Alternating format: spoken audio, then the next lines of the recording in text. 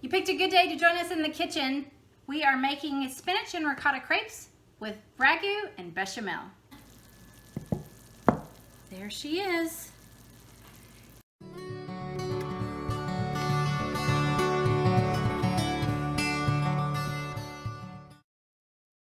Today we're going to take another page from our cookbook and we're going to revisit our trip to Italy. Several years ago we went to Italy for vacation and we had a private cooking lesson in a lovely woman's home, and she taught us how to make spinach and ricotta crepes with ragu and bechamel. So that's what we're going to be sharing with you today.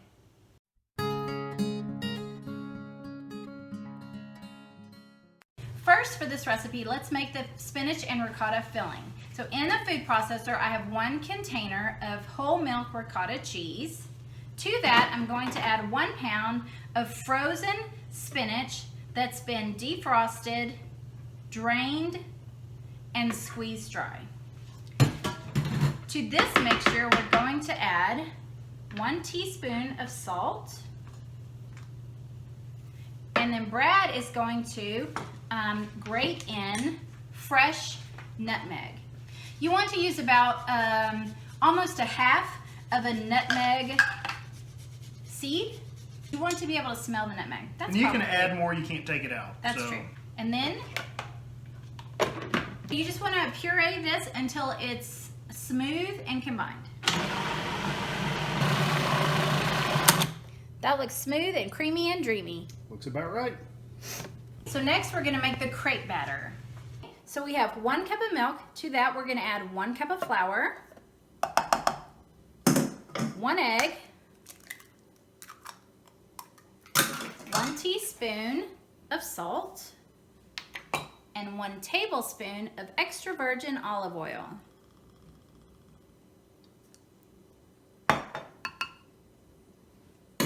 And then we whisk. You want it to look like basically a pancake batter.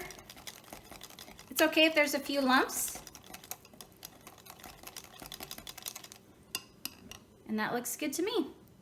You want to start with your skillet over medium-low heat. You're going to let that warm up. I always give my skillets a spray, even though they're nonstick.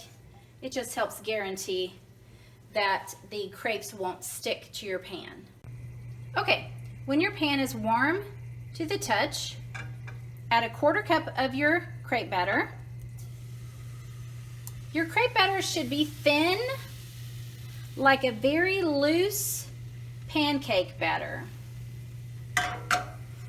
And then let it cook on this side over medium-low heat until it sets. And you'll know when it sets when this top starts to look a little bit dry.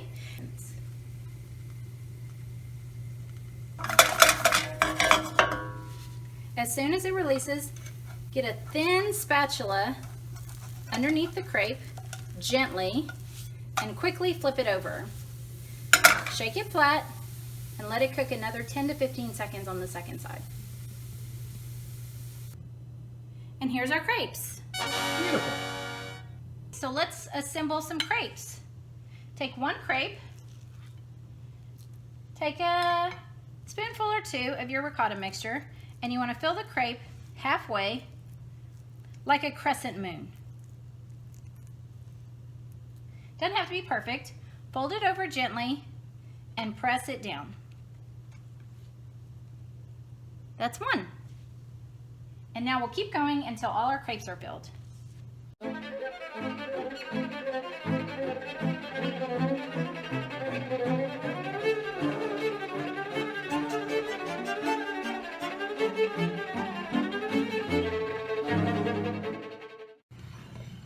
Okay, so we ended up with 3 crepes left over.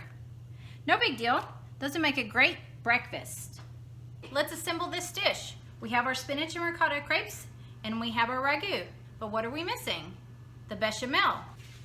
And here's how you make it. To make the bechamel sauce, first melt 2 tablespoons of butter in a small saucepan over medium heat. When the butter is melted, add 2 tablespoons of flour and whisk until smooth. When the flour and butter mixture smells nutty, add about a half cup of milk.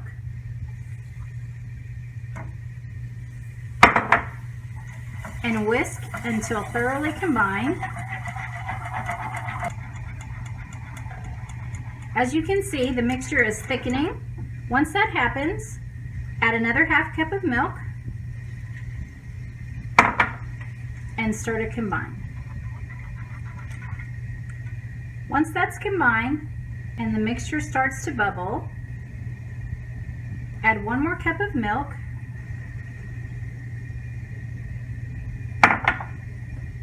stir to combine, and bring back to a gentle simmer over medium-high heat. When the mixture reaches a full simmer, turn the heat off, give it a stir, and season with 1 teaspoon of salt, 1/2 teaspoon of white pepper, and about 1/4 teaspoon of freshly grated nutmeg.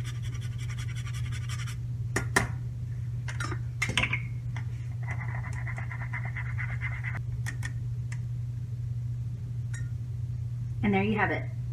In a 9x13 baking dish, you want to put a few scoops of your ragu, just enough to coat the bottom. And then you want to put about the same amount of your bechamel. So in the end, you should have enough liquid to completely coat the bottom. Swirl these together, just like that. All right, now lay your crepes in the pan, slightly overlapping.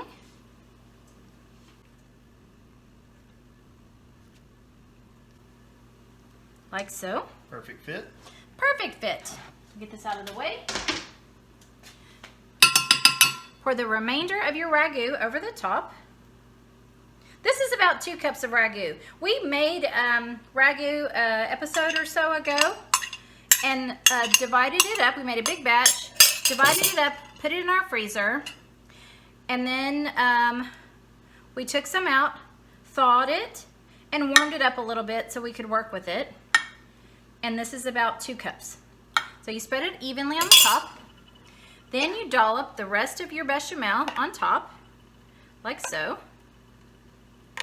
Don't be shy, this is the good stuff. Every last bit. Okay, there we go. Now, just like before, just kind of give it a little swirl. Doesn't have to be pretty, doesn't have to be perfect. Just kind of mixing those 2 sauces together. In fact, I say the uglier the better. I don't really say that. Nobody says that. You just did. Oh. Okay, good enough for me. Then over the top, you want to grate a ton of fresh Parmesan cheese. Brad, that is gorgeous. There we go. Okay, friends, I'm just gonna clean up these edges so they don't burn off in the oven. Plus, we don't wanna waste any of that delicious cheese.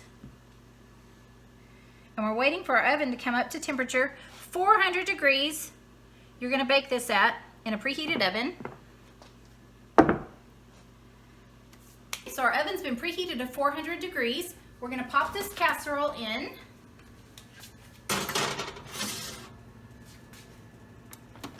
And we're gonna let that bake for about 20 minutes or until the edges start bubbling and the top is golden brown. It's been about 25-30 minutes and our crepes are done. Look at it. How beautiful. Bubbling. The top is golden brown. There she is. You can't even think about eating this right now. It has to cool down for about 10 to 15 minutes at least before you can cut into it. But as soon as it's cool, we'll be tucking in big time.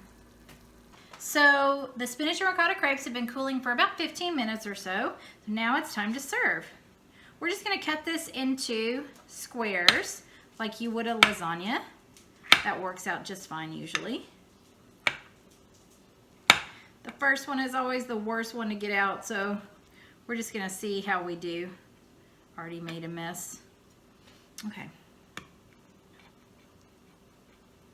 No fear, just scoop. Not bad. Got it. All right. And now? You can see all the goodies inside.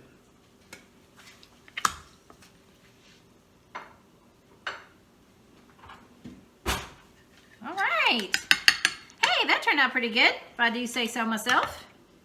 All right, so how we would usually top this with some extra fresh grated Parmesan cheese. So I'm gonna do that. All right, that's mine. You want me to do yours? While you're at it. While I'm at it, I'd be happy to. Perfect. Beautiful. All right, let's eat.